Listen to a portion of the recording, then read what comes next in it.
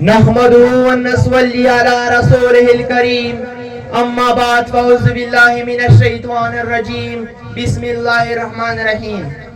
حاضرین کرام، ساتھیوں، بزرگوں، دوستوں، محترم اساتذہ کرام اور مہمانان گرامی، السلام علیکم ورحمۃ اللہ وبرکاتہ. حاضرین کرام، آج میں جس موضوع پر لب کشائی کرنے کا موقع ملا ہے وہ ہے کرپشن.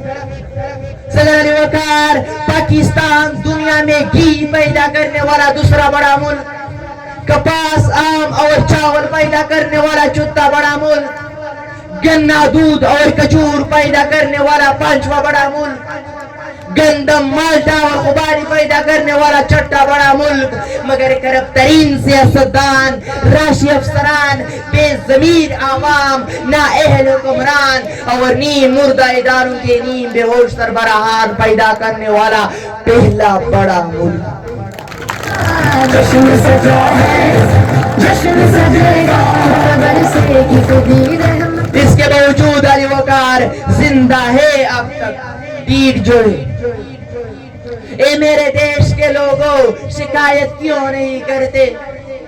تم اتنے ظلم سہ کر بھی بغاوت کیوں نہیں کرتے؟ یہ جاگیروں کے مالک اور لٹیرے کیوں چنے تم نے تمہارے اوپر؟ تم جیسے ہی حکومت کیوں نہیں کرتے؟ یہ بھوک افلاس تندرستی تمہارا ہی مقدر کیوں؟ مقدر کو بدلنے کی جسارت کیوں نہیں کرتے؟ کیونکہ صدر جی وقار زندہ ہے اب تک پیٹ جو ہے. سب سے اونچا جشن میرے نبی کا پرچم. جناب والا، جب ہم نے اپنے آپ کو بے حسی، بے روحی اور بے دردی سے ایسا لوارث مریض بنا دیا ہو جس کی ایک معمولی سی بیماری بدعنوانی کو ڈاکٹر، سرجن، طبیب، حکما اور کنسلٹنٹ معاشیت کے کینسر کا آخری مرحلہ بنائے بیٹھے ہو، جبکہ قدرت اور فطرت کی ہر آسائش کے ڈیروں ڈیر لگے ہو، مگر بے ضمیری اور خودغرضی کے فالج کا غلبہ ہو، تب ایسے مریض کو زندہ درگور ہو جانا چاہیے.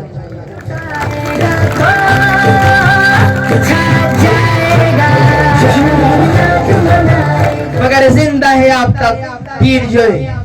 صدر علی وقار، آج میرے ملک کے حکمران ساری دنیا میں ہاتھ میں کشکول اٹھائے یہ ثابت کرنے پر تلے ہیں کہ سیلاب آیا اور یہ ایک آفت ہے، لہذا میں فزدہ قرار دے کر امداد دیجیے.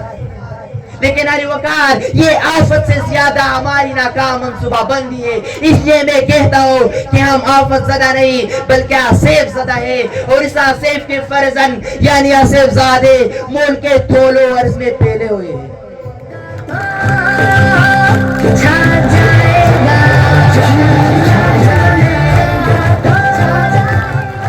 کوئی اسف زادہ ڈاکٹر کی روپ میں مسیحائی کے وز ہمیں نکلتا ہے تو کوئی اسف زادہ تعلیم کے نام پر جلی ڈگریاں بیچتا ہے، کوئی اسف زادہ ہر کھانے کی شے میں ملاوٹ کرتا ہے تو کوئی ہم کو ہی کہتا ہے. کوئی اسف زادہ تعلیم اور انصاف کی تجزیہ میں اڑاتے ہیں، مگر ہم چپ ہے، خاموش ہے، تعلیم یافتہ ہو کر بھی گونگے اور بہرے ہیں. کیونکہ ہزاروں ڈگریاں لے کر دسترس پا کر چلکتے لفظ آنکھوں سے نہ پڑھ پاؤ تو جاہل ہو. پھر کہنا پڑتا ہے علی وقار زندہ ہے اب تک پیٹ جو ہے.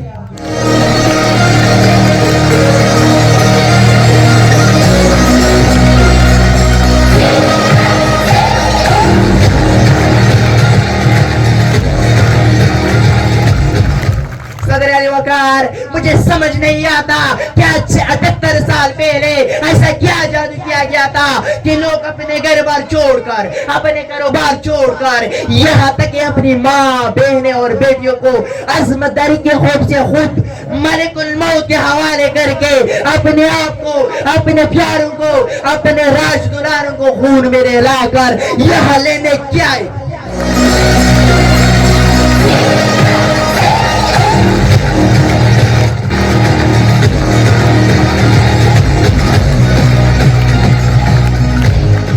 لا قانونیت، بے انصافی، ملاوٹ، اخلاقی گراوٹ، شرنگیزی، دہشت گردی یا جمہوریت؟ علی وقار ان مرنے والوں کی اولاد کو کیا ہوا؟ وہ شہداء جو من و مٹی تلے دفن ہوئے ان کے جذبات کے لیے احساسات کو کیا ہوا؟ جناح، اقبال، سر سید اور فاطمہ کے دیے گئے خیالات کو کیا ہوا؟ جب جواب نہیں ملتا تو کہنا پڑتا ہے۔ ایک یہ بھی انقلاب وقت کی تصویر ہے، راہزنی حارت گری بیداغ کی تشہیر ہے۔ ایک شب اجڑا کسی بابا کی بیٹی کا سواگ، اڑ گئی پھولوں کی خوشبو، ڈس گئے گلیوں کو ناگ۔ آدمیت ان دنوں ایک لاش تقدیر ہے، آج بے نام و نشان اسلاف کی توقیر ہے۔ ایک یہ بھی انقلاب وقت کی تصویر ہے، کیونکہ زندہ ہے اب تک، بیر جو ہے زندہ ہے اب تک۔